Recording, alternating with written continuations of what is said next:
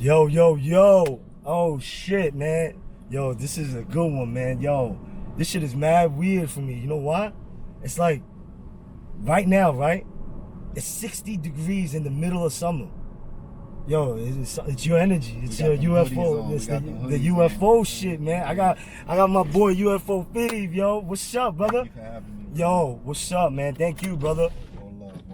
Yo, what's going on, man? We here, we rocking, man. We got the backwoods. We came prepared. My man came. We got backwoods. We gonna roll something up. We chilling, you know. What I'm saying? Yo, man, shit. You know, I wanted to start off, right? You from Spanish Harlem, right? That's an absolute fact. Yo, like, how was it like growing up over there, man? And you know, shout out to like the hood vlog. I seen you over there. Yo, did mad numbers and shit. You was mad articulate with the shit. You know what I mean? Like people, I saw the comments. They're like, yo, this kid is mad, like articulate, he's smart. You know, even if you were living in the hood, that don't mean you're a stupid motherfucker. Like, I mean, hello. Hello. We ain't always gotta be ignorant. You know, I mean, I just wanted to represent. You've been with me out in the hood on real time. Hell yeah. You know what it is. Hell yeah. On your own experiences as well. You know what I'm saying? But at the same time, I was a big fan of the hood vlogs, and you know, I know that most of the content is based on ignorance and based on glorifying gang culture, you know. Okay. You knew that. I already knew that, so I wanted to try to do something different. Fine.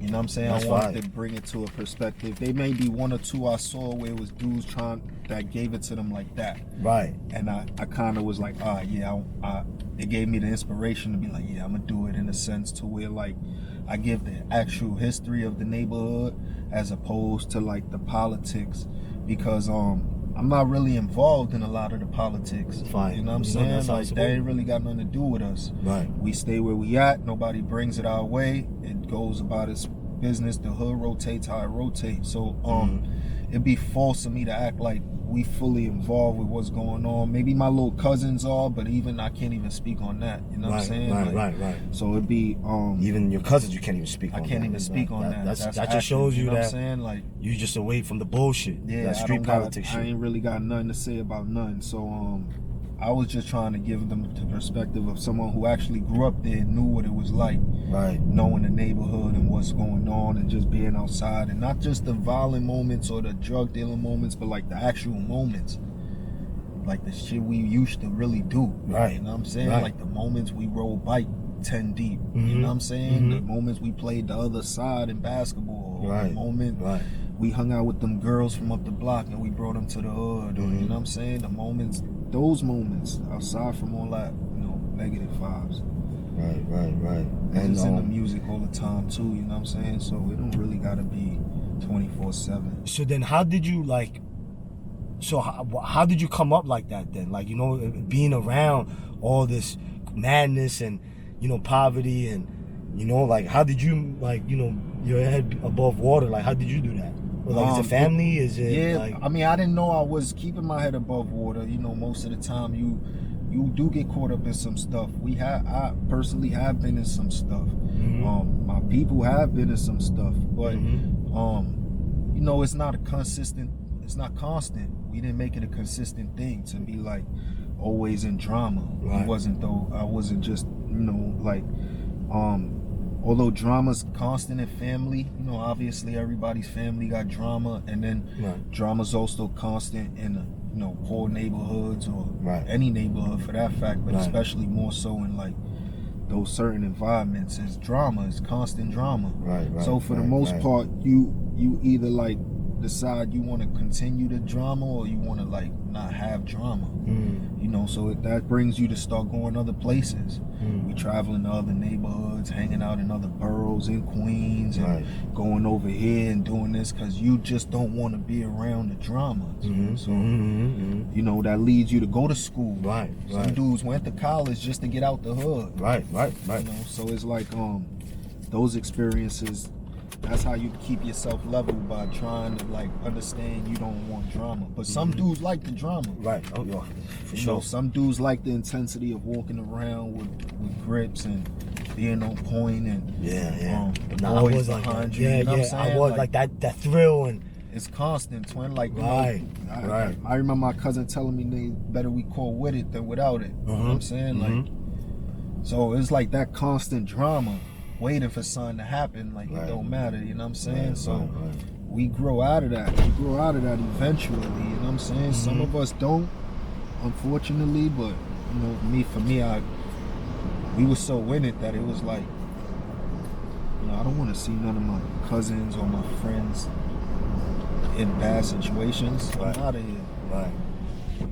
That kind of shows you draw that line eventually where everybody got to pick a side if they want to chill with you. Like, yo, you know, I'm gonna go over here with Cuzzo, he over there doing that. Right.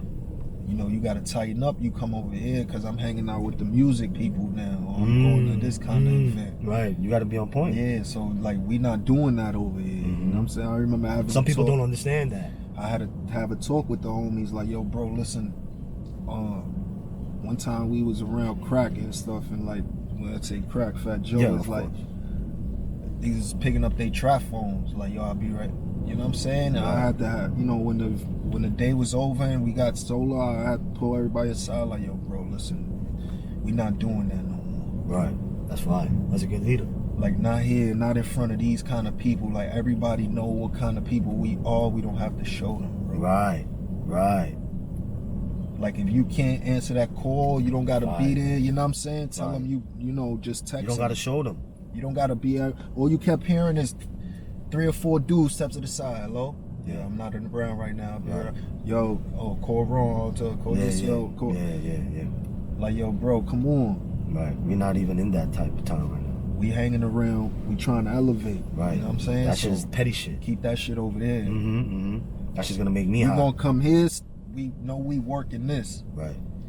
If you gonna do that, stay in the hood. Right. No, just, yo, I can't come to that joint today. I'll be at the next one. You know what I'm saying? And, you know, speaking of crack, shout out to Crack. Shout out to Crack. Yo, how did you meet him, bro? Like, how did that happen? Like, and he called you the fucking, the Spanish Nas. Peace to the God. Yo, that's like, to me, that's huge. Like, to me, that's I got crazy. a picture of me, him, and Nas together. I saw too, that. so And I'm just like, hang that in the crib. yo, but like, I met Nas when he signed my shirt, the Supreme shirt. Shout out to Ching Bing. Goodness. Shout out to Ching. Yeah, shout out to Ching Bing. You know, they're my people. Shout out to the whole militainment, everybody. Right. And like, he called you the Spanish Nas, bro. Like, how the fuck, like, how did you meet Crack, bro? Peace to Joe Crack, man. Peace to Nas. Like you said, man, it's a humble. I don't even really like. I still be like, yo, son, it's very humbling. You know what I'm saying? To me, it's very humbling. That's sick. You know, man. That's sick. Like, it's I'm to answer your first question, I met him through Dre from Cool and Dre. Oh shit. So yeah, he got a good relationship with them. Yeah, that's Joe's heart right there. Right. So Dre heard me on the gram. Coincidentally, shout out to his Biscuit, man. Biscuit had posted something I had did, and Dre heard it and ended up reaching out to somebody that's in the neighborhood, and they called me. That's what I'm saying. You don't know who's friends with who, bro. Cause the person that called me from the hood, shout out to you, my brother. He know who he is.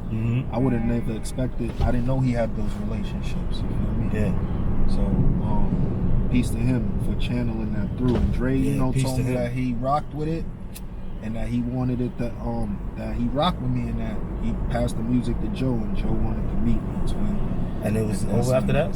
Yeah, I had to go to the store. I had to go up to Up NYC, up on 158. Up NYC, the sneaker store. Yeah, that's where he was at.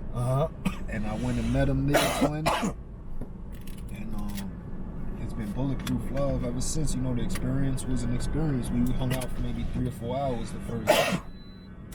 That's crazy. Yeah, I didn't want to leave his side. I'm gonna keep it 100. When we left the store, I watched the big walk to his Bentley. I was like, damn, I want to go in the Bentley with him. You know what I'm saying? I want to finish talking to him. I want to keep picking his brain. I was just super excited to meet somebody of that caliber. I never met nobody like that. Nah, and you've been meeting, and then I seen you with DJ Premier. Like, yo, you doing shit with the elites. Like, shout out to DJ Premier too. Yo, like, much love to Primo. I love you, Breed. Like that, to me, that's real hip hop, dogs. And you're in the right You know, like fuck the views, fuck the numbers. Nah, to me that's real So hip hop. you like me, twin. I mean, I know that already, but for the viewers, you know what I'm saying, they might not understand. We cut from the cloth of like where rhyming it took like to like a rapper was held on a pedestal. Like you had to really like put in that work, that pain, like you gotta, like, and there's no internet at the time, so you know what I'm saying. Everybody, you know, you got it's all hearsay. You know what I mean? And if you have people say you was nice, then you was nice. Exactly. You know what I mean? You was dumb nice. So that's where we come from, twin. So that's why I do it too. That's why I try to carry the clothes. So like you said, it might not be to the people who see me with Preem and get excited, they just like me. Right. Nah, you know, I'm super excited, bro. So it might not, like you said, it might not. That's just legendary to like me. if we still had the source, that would have been in the source right there. What? Like you would have been had the message, like, yo, they're coming, yo, right there. Yeah, like 100%. Come on, that's 100%. Like, I know, like, what? He don't just work with anybody. So you know, these guys just don't work with anybody. I'm blessed to be in the room with these guys, man, in the first place, you know, because these like you said, these dudes don't work with just, they don't know nobody. They ain't gotta talk to you. Right. Yeah. And I carry these dudes' bags, man. I see Primo coming with shopping bags. Let me get those for you, Primo. Wow. Let me take those. Wow. I'm that guy. I'm not like, yo, Primo, he walking carrying 2 shots. Like, nah, I see him walking that day before I got there, because I had pulled up early and I was waiting for Crack to pull up, and I had seen Papoose outside. He offered me to come inside, but Joe wasn't there yet, so I was like, nah, I'll wait for Joe. Yeah. So he was all right. He went inside, and I went to the back of the studio, and I was rolling a blunt, waiting for Crack, and I see Primo walking, twin, with shopping bags. Right. He was buying mad snacks for the studio. Right. And I'm looking at him, and I can tell he don't know who it is at first, because I'm like in between the car rolling up, and I'm looking, I'm like, yo, that's Primo. I could tell. Right. So he gets a little further, he notices me, he smiles. I'm like, yo, what's the coincidence? I'm waiting for Fat Joe, and I run into DJ Premier. Like, damn, that's Primo, like. But that's what happens when you're around the elites. You never know who you know. What I'm saying? You gotta be on when point. the energy is consistent between right. them. And anybody run it, because they always run it into people themselves. So it'd be like, yo, you gonna run it to somebody, man. So that day was amazing, because shout out to Remy. Remy Mom. You know, yeah, Remy Mom, man. She got I was privileged to hear some new Remy stuff she got with Premiere and stuff she's working on. And, it was just a great day in the studio, man. That's awesome to be there, for real. And I got this one more question too. You know, you said you got your name, UFO Fev, right? And then rest in peace, Black Rob. Peace to the God. Yo, he gave you that name on the Fev? Yeah, man. He gave me the Fev name. He was That's we crazy. were walking through PS. I was cutting through PS for those, you know, for the East Harlem. You know what I'm saying? We're gonna keep it. I was walking through PS 57 through Johnson, and Rob was coming from 3rd to Lex. I was walking from Lex to 3rd. Right. I know exactly where you at. And Rob was like, "Yo, Mook, what's up?" He gave me a hug. You know, asked about my parents and stuff, and he was like, "Yo, I heard you rhyming out here." So I was like, you know, I got bashful. I was still, you know, a young man. So I was like, you know, I was like, nah, I didn't really want him to know. You know what I'm saying? Right. So he was like, I heard you got a little fever. Ooh. So I was like, when he said it, I was like, he was like, yo, keep doing your thing. You know what I'm saying? If you really are, go hard. Like, nah, we do. So I was like, yo, all right. So when I walked off, I just walked down 3rd. I made the right to go to Johnson. I'm like, I'm saying it like fever. Yo.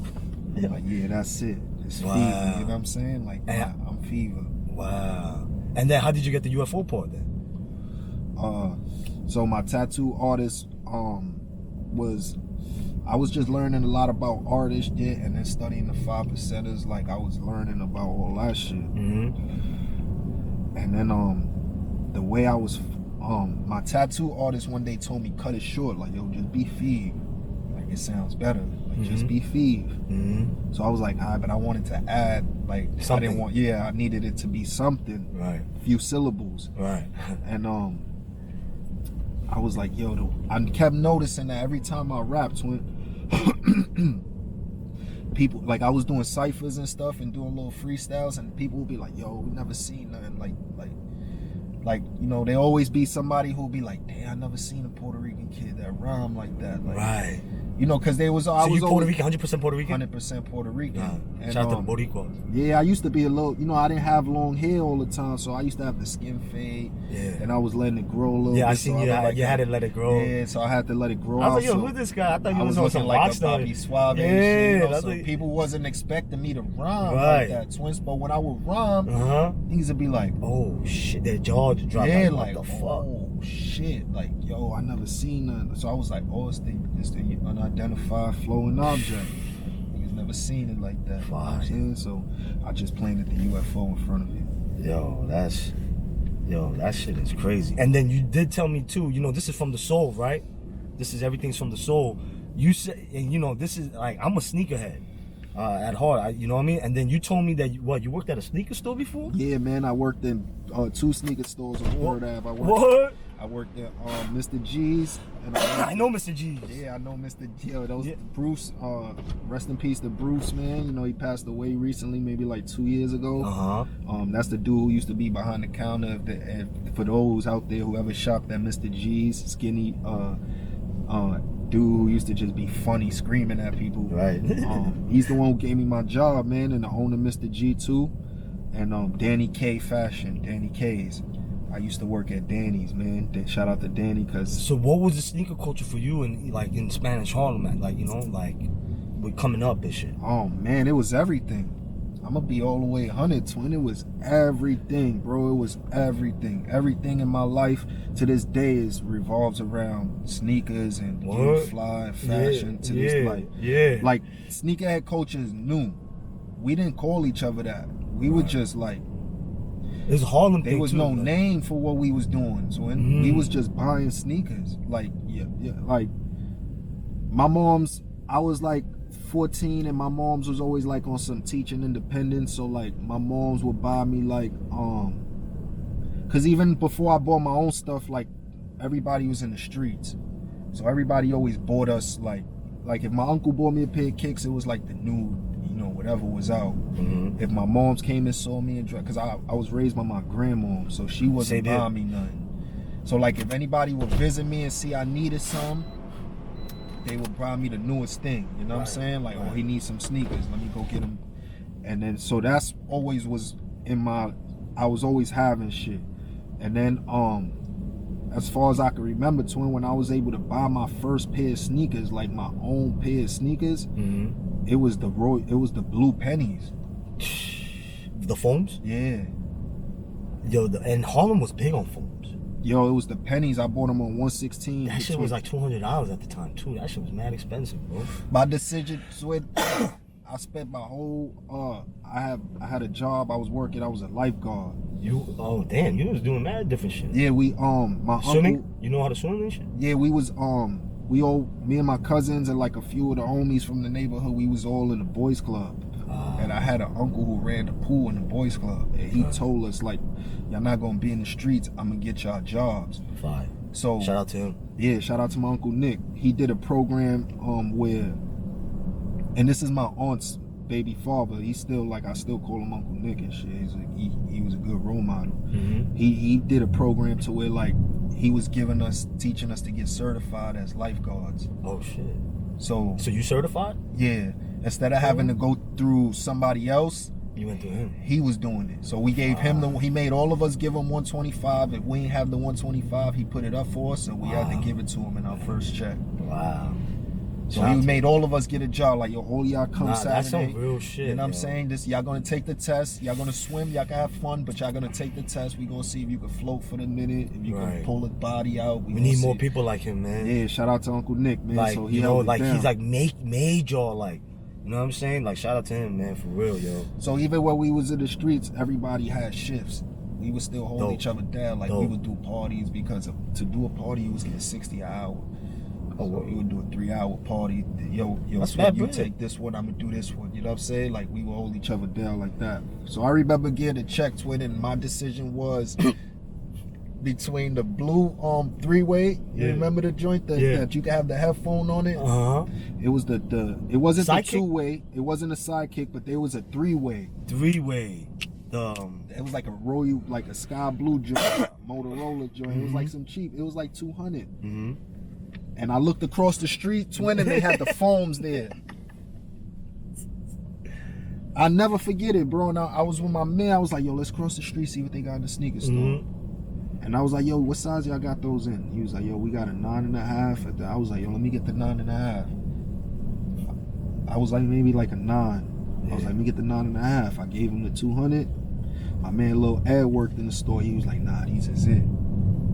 He was like, these is the all. He was, cause he was our age, but he worked in the store. And he was like, yo, this is the one the drug dealers can be buying on. Like, this is it. Right. Like, this is the shoe. Yeah. Like, so when I bought it, I was hyped. Like, that was the first shoe I went with my own cash. I cashed out, twin. And after that, I was open. Cause when I went back to the hood, everybody was like, yo, where they got them at?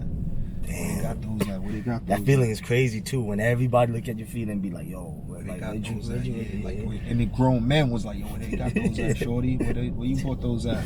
Yo, that shit's crazy. So that turned me out, twin. And after that, I just started going it was just, you know, like I reverted to my mom. She had a credit card, so she would like buy a jersey for me, and I would just buy my sneakers. Like, she would buy anything I needed like that. I would pay it back on a credit card. Right. She would swipe it on her credit card and be like, you gotta give me $100 every week.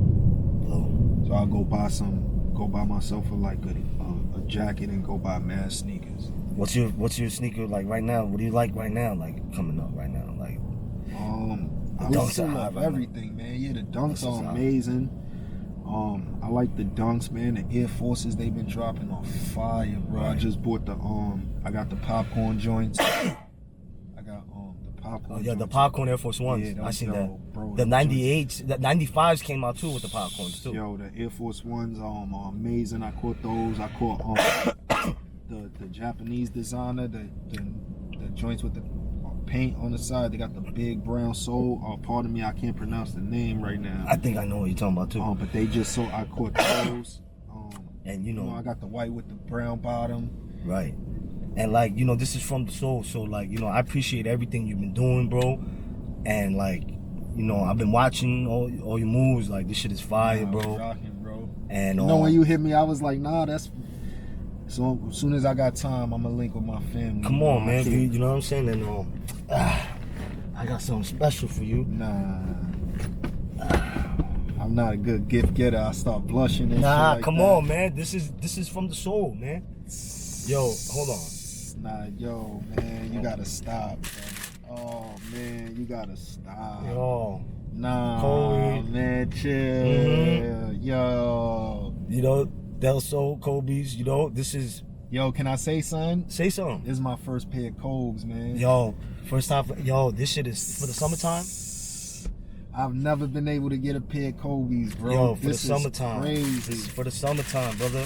This shit, you know what I mean? This, Yo, I'm so, I don't even know what to say. nah, man. And shout out to my boy, my little man. Shout out to him, man. Yo, this Paul, is, you know what I mean? Shout out to Paul, man.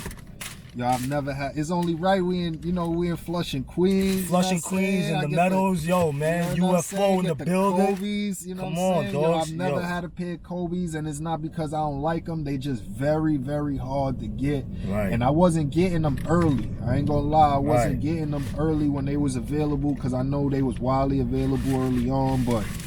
You know, man, these are beautiful, man. Rest in peace to the Mamba, man, Word. and his everybody involved in the tragic and accident. it was perfect when he had the thing, and I'm like, yo, this is perfect for him because it's like Kobe, work hard, man. work ethic. This is beautiful, man. Come Thank on, you, man, bro. This is from the soul, bro. Damn, man. And just work hard, man. We here, Yo, family, man. Yo, keep that Mamba mentality. Yo, Exactly. like he said, man. That's it, man. Damn, bro. My God, man. Woo. It's It's that smell. Too. Yeah. That's like drugs, right? They Yeah, don't know man. about Shout out that. fucking UFO Fev, man. From the soul, From man. the soul, for real, man. Let's get it, man. Let's ride.